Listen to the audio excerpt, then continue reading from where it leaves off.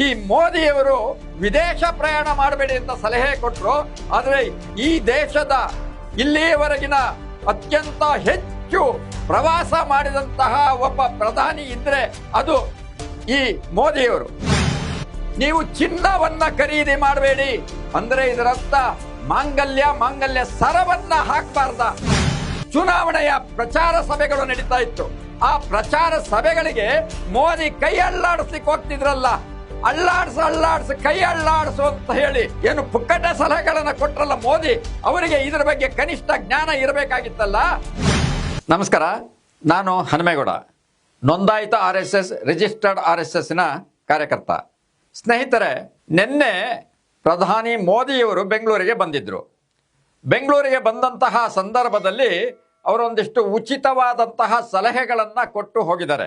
ಆ ಸಲಹೆಗಳು ಅಂತ ಹೇಳಿದ್ರೆ, ವಿದೇಶ ಪ್ರಯಾಣ ಮಾಡೋದು ಬೇಡ, ಜನರು ಹೆಚ್ಚು ಚಿನ್ನವನ್ನ ಖರೀದಿ ಮಾಡೋದು ಬೇಡ, ಸಾರ್ವಜನಿಕರು ಸಾಧ್ಯವಾದಷ್ಟು ಸ್ವಂತ ವಾಹನಗಳನ್ನು ಬಿಟ್ಟು ಸಾರ್ವಜನಿಕ ವಾಹನಗಳು ಅಂದರೆ ಸಮೂಹ ಸಾರಿಗೆ ಅಂದರೆ ರೈಲ್ವೆ ಅಥವಾ ಸಾಧ್ಯವಾದಷ್ಟು ಹೆಚ್ಚು ಓಡಾಟ ಮಾಡೋದು ಬೇಡ ಅನ್ನೋಂಥ ಮಾತುಗಳನ್ನು ಅವರು ಹೇಳಿದ್ದಾರೆ. ಅಂದರೆ ಸಾಧ್ಯವಾದಷ್ಟು ಪೆಟ್ರೋಲ್ ಬಳಕೆ ಕಡಿಮೆ ಮಾಡಿ ವಿದೇಶ ಪ್ರಯಾಣ ಮಾಡಬೇಡಿ ಅನ್ನೋಂಥ ಒಂದು ಉಚಿತ ಸಲಹೆಯನ್ನ ಈ ಸಂದರ್ಭದಲ್ಲಿ ಹೇಳಿದ್ದಾರೆ. जैसे एक बड़ा संकल्प है पेट्रोल डीजल का संयम से इस्तेमाल करना, घर में कोई भी फंक्शन हो, कोई भी कार्यक्रम हो, हम सोने के गहने नहीं खरीदेंगे.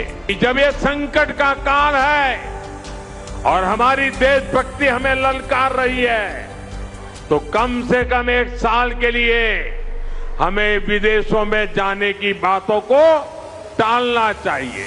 ಒಬ್ಬ ಪ್ರಧಾನಿಯಾದಂಥವರು ಈ ಮಾತನ್ನ ಹೇಳಿರುವಂಥದ್ದು ಉಚಿತವೇ, ಹೇಳಿದ್ದು ಸರಿ ಅಂತ ಅನ್ಕೋಬಹುದು. ಆದರೆ ಆ ಹೇಳಿದಂಥ ವ್ಯಕ್ತಿ ಆ ನಡೆ ನುಡಿ ಹೇಗಿರಬೇಕು ಅನ್ನೋಂಥದ್ದು ಇಲ್ಲಿ ಅತ್ಯಂತ ಮುಖ್ಯ ಆಗತ್ತೆ. ಹಿಂದೆ ಶಾಸ್ತ್ರಿಯವರು ಪ್ರಧಾನಿಯಾಗಿದ್ದಂತಹ ಸಂದರ್ಭದಲ್ಲಿ ಅವ್ರದ್ದು ಸರಳ ಜೀವನ ಇತ್ತು. ಅವರು ಯಾವುದೇ ರೀತಿಯ ಆಡಂಬರದ ಜೀವನ ನಡೆಸ್ತಾ ಇರಲಿಲ್ಲ. ಅಂತ ಸಂದರ್ಭದಲ್ಲಿ ಅವರು ಈ ದೇಶಕ್ಕೆ ಒಂದು ಕರೆಯನ್ನ ಕೊಟ್ಟಿದ್ರು. ಪ್ರತಿಯೊಬ್ಬರು ಕೂಡ ಸೋಮವಾರ ಊಟ ಮಾಡೋದನ್ನ ಬಿಟ್ಟು ಆಹಾರ ಉಳಿಸ್ತೀರ ಅದನ್ನ ಸೈನಿಕರಿಗೆ ಸಿಗೋ ಹಾಗೆ ಮಾಡಬೇಕು ಅನ್ನೋಂಥ ಒಂದು ಕರೆಯನ್ನ ಕೊಟ್ಟಿದ್ರು. ಆಗ ಇಡೀ ದೇಶಾದ್ಯಂತ ಒಂದು ನಿರ್ಧಾರವನ್ನು ತಗೊಂಡು ಆ ಆಹಾರವನ್ನು ಉಳಿಸಿ ಸೈನಿಕರಿಗೆ ಸಿಗೋ ಹಾಗೆ ಮಾಡಿದ್ರು. ಅಂದ್ರೆ ಅಂದಿನ ಕಾಲಘಟ್ಟದಲ್ಲಿ ಆಹಾರದ ಕೊರತೆ ಇತ್ತು. ಹಾಗಾಗಿ ಅವತ್ತಿನ ಪ್ರಧಾನಿ ಶಾಸ್ತ್ರಿಯವರ ಮಾತನ್ನ ಕರೆ ಕೊಟ್ಟಿದ್ರು. ಈಗ ನಮ್ಮ ಪ್ರಧಾನಿಯವರು ಏನೊಂದು ಕರೆ ಕೊಟ್ಟಿದ್ದಾರೆ.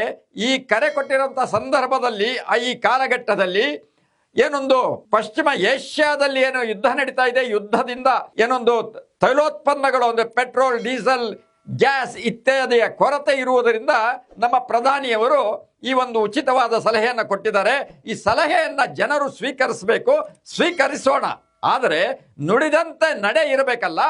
ನಮ್ಮ ಪ್ರಧಾನಿ ಮೋದಿಯವರು ಅವರ ನಡೆ ನುಡಿ ಹೇಗಿದೆ ಅಂತ ಹೇಳಿದ್ರೆ, ಮೊದಲನೇದು ಅವರು ಯಾವ ಜಾಗದಿಂದ ಈ ಉಚಿತ ಪುಕ್ಕಟೆ ಸಲಹೆಯನ್ನ ಕೊಟ್ರಲ್ಲ, ಅವರು ಇಲ್ಲಿಗೆ ಯಾಕೆ ಬಂದ್ರು, ಏನು ಗುಡ್ಡೆ ಹಾಕಲಿಕ್ಕೆ ಬಂದ್ರು ಅನ್ನೋಂಥ ಪ್ರಶ್ನೆ ಇಲ್ಲಿ ಬರುತ್ತೆ. ಸ್ನೇಹಿತರೆ, ಅವರು ಬಂದಿದ್ದು ಒಂದು ಆಧ್ಯಾತ್ಮಿಕ ಕೇಂದ್ರದ ಅದರ ಒಂದು ಪ್ರಾರ್ಥನಾ ಮಂದಿರದ ಉದ್ಘಾಟನೆಯ ಸಲುವಾಗಿ.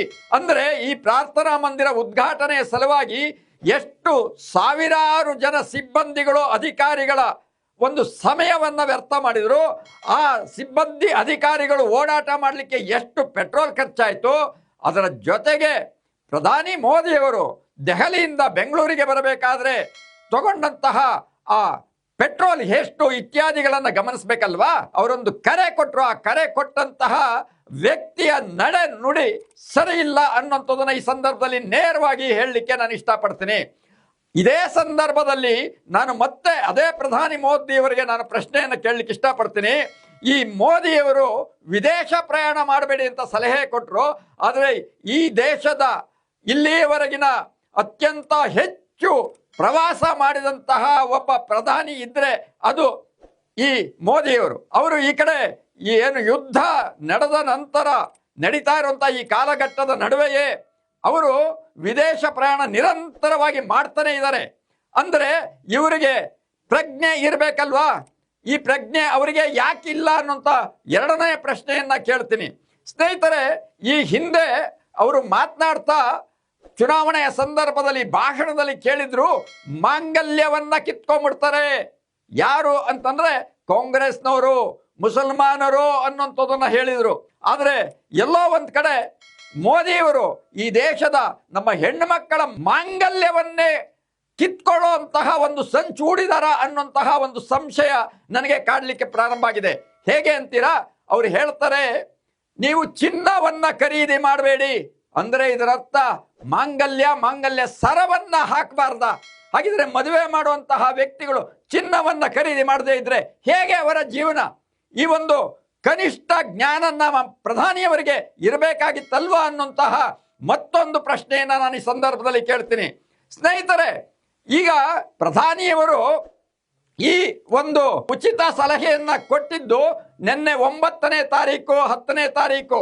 ಆದರೆ ನಾವು ಗಮನಿಸಬೇಕಾಗಿರುವಂಥದ್ದು ಅತ್ಯಂತ ಮುಖ್ಯವಾಗಿ ಇದೆ ಅಂತಂದ್ರೆ, ಕೇವಲ 8 ದಿನಗಳ ಹಿಂದೆ ಚುನಾವಣೆಯ ಪ್ರಚಾರ ಸಭೆಗಳು ನಡೀತಾ ಇತ್ತು. ಆ ಪ್ರಚಾರ ಸಭೆಗಳಿಗೆ ಮೋದಿ ಕೈ ಅಳ್ಳಾಡಿಸ್ಲಿಕ್ಕೆ ಹೋಗ್ತಿದ್ರಲ್ಲ, ಅಳ್ಳಾಡ್ಸು ಕೈ ಅಳ್ಳಾಡ್ಸು ಅಂತ ಹೇಳಿ ಏನು ಪುಕ್ಕಟೆ ಸಲಹೆಗಳನ್ನ ಕೊಟ್ರಲ್ಲ ಮೋದಿ ಅವರಿಗೆ, ಇದರ ಬಗ್ಗೆ ಕನಿಷ್ಠ ಜ್ಞಾನ ಇರಬೇಕಾಗಿತ್ತಲ್ಲ. ಇವರು ಕೈ ಅಳ್ಳಾಡಿಸೋ ಸಲುವಾಗಿ ಪಶ್ಚಿಮ ಬಂಗಾಳ, ತಮಿಳುನಾಡು, ಕೇರಳ ಇಲ್ಲೆಲ್ಲ ಯಾಕೆ ಬಂದ್ರು ಅಂದರೆ ಇವರು ನಡೆ ನುಡಿ ತದ್ವಿರುದ್ಧವಾಗಿದೆಯಲ್ವಾ? ಈ ವಿರುದ್ಧವಾಗಿರುವಂತಹ ಮೋದಿಯವರ ನಡೆ ಪ್ರಶ್ನಾರ್ಥಕ ಅಲ್ವಾ? ಇಂತಹ ಒಂದು ರೀತಿಯ ಏನು ಅವರ ಎಡಬಿಡಂಗಿತನದ ಒಂದು ಮಾತುಗಳು ಅಥವಾ ಅವರ ಸಲಹೆಗಳಿದೆಯಲ್ಲ, ಇದನ್ನ ಜನ ಪ್ರಶ್ನೆ ಮಾಡಬೇಕಾದಂತಹ ಅಥವಾ ಟ್ರೋಲ್ ಮಾಡಬೇಕಾಗಿರುವಂತಹ ಒಂದು ಕಾಲಘಟ್ಟದಲ್ಲಿ ಇವತ್ತು ಪ್ರಧಾನಿಯವರು ಬಂದು ನಿಂತಿದ್ದಾರೆ. ಅಂದರೆ ಅವರು ತಮ್ಮ ವರ್ಚಸ್ಸನ್ನ, ತಮ್ಮ ಏನೊಂದು ಸ್ಥಾನದ ಮರ್ಯಾದೆಯನ್ನ ಮೂರು ಬಿಟ್ಟು ನಿಂತಹ ವ್ಯಕ್ತಿಯ ರೀತಿಯಲ್ಲಿ ಹರಾಜಾಕಿಸ್ಕೊಳ್ತಾ ಇದ್ದಾರಲ್ಲ, ಇದು ಮೋದಿಯವರಿಗೆ ನಾಚಿಕೆ, ಮಾನ ಮರ್ಯಾದೆಯನ್ನ ಕಳೀತಾ ಇದೆ ಅಂತ ಒಂದು ಅವರಿಗೆ ಅನಿಸ್ಬೇಕಾಗಿತ್ತಲ್ವಾ? ಆದರೆ ಇದ್ಯಾವುದೇ ಪರಿಜ್ಞಾನ ಇಲ್ಲದೆ ಇವತ್ತು ಮೋದಿಯವರು ಅವರ ಸ್ವಾರ್ಥ, ಅವರ ಅಧಿಕಾರ, ಅವರ ಸ್ಥಾನಮಾನಗಳನ್ನು ಲೆಕ್ಕಿಸದೆ ಕೇವಲ ಅಧಿಕಾರಕ್ಕೆ ಅಂಟಿಕೊಂಡು ಅಧಿಕಾರವನ್ನ ಗಳಿಸಲಿಕ್ಕೆ ಸಮಯ ಸಾಧಕತನವನ್ನ ಮಾಡ್ತಾ, ಏನೊಂದು ಸಮಯ ಸಾಧಕತನ ಆಗತ್ತೆ ಅಂದ್ರೆ ಚುನಾವಣೆ ಪ್ರಚಾರ ಕ್ಯಾಂಪೇನ್ ಮುಗೀತದೆ. ಆ ಮುಗಿದ ತಕ್ಷಣ ಜನರ ದಿನಬಳಕೆಯ ವಸ್ತುಗಳ ಬೆಲೆಯನ್ನ ಏರಿಕೆ ಮಾಡುವಂಥದ್ದು, ಈ ರೀತಿ ಚಿನ್ನ ಖರೀದಿ ಮಾಡಬೇಡಿ, ವಿದೇಶ ಪ್ರಯಾಣ ಮಾಡಬೇಡಿ ಇತ್ಯಾದಿ ಪುಕ್ಕಟೆ ಸಲಹೆಗಳನ್ನ ಕೊಡುವಂಥದ್ದು, ಇದು ಪ್ರಧಾನಿ ಸ್ಥಾನಕ್ಕೆ ಮಾಡ್ತಾ ಇರುವಂತಹ ಅಪಮಾನ, ಅವಮಾನ ಅಲ್ಲವಾ ಅನ್ನುವಂಥ ಪ್ರಶ್ನೆಯನ್ನ ನಾನು ಕೇಳ್ತಾ, ಮೋದಿಯವರು ಇನ್ನು ಮುಂದೆ ಆದರೂ ಕೂಡ ಸರಿಯಾದ ರೀತಿಯಲ್ಲಿ ಅವರು ವಿವೇಚನೆ ಇಟ್ಕೊಂಡು ಜನತೆಗೆ ಕರೆ ಕೊಡುವಂತ ಕೆಲಸವನ್ನ ಮಾಡಬೇಕು ಅನ್ನುವಂತಹ ಒಂದು ವಿನಂತಿಯೊಂದಿಗೆ ನನ್ನ ಮಾತನ್ನು ಮುಗಿಸ್ತೀನಿ. ನಮಸ್ಕಾರ.